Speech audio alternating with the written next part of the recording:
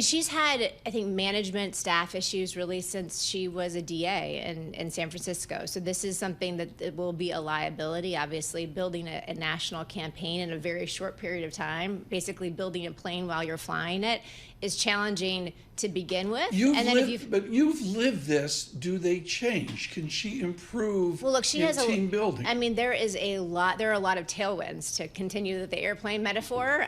She has, she has the entire kind of Democratic Party apparatus. She has lots of national figures who are endorsing her and supporting her. So people are incredibly incentivized to see her succeed. In some ways, she might actually benefit from a shorter campaign because you don't have the time to sort of pick her apart, pick the campaign apart that you would in just sort of a general election cycle. So this is so extraordinary. I don't think those are going to be the things that are really going to weigh on voters. What I think her liability, though, is that platform that she ran on in 2020.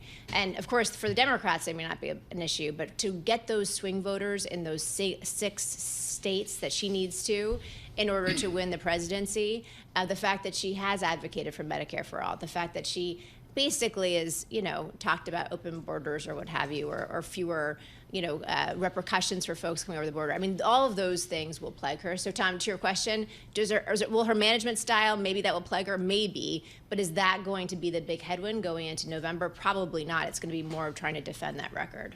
It seems like the Democrats have some renewed momentum here. What are you telling the fund managers at Pimco about what's happened over the last 72 hours and what the next several months might entail? Yeah, what are you telling the PMs? Yeah, of course. While the horse race may or may not be interesting, the thing that our traders really care about is like, what does this mean for the economy? What does this mean for markets?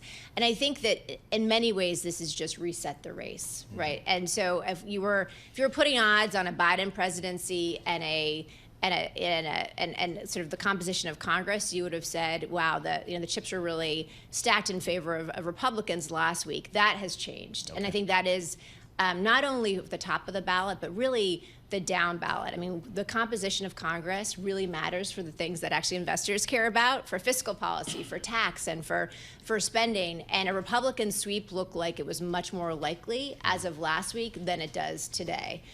So of course, it's still early days in how Harris will do versus Trump, but there's so much more renewed enthusiasm. And I think the big challenge for Democrats going into the general, if Biden were on the top of the ticket, was lack of enthusiasm, and that has changed.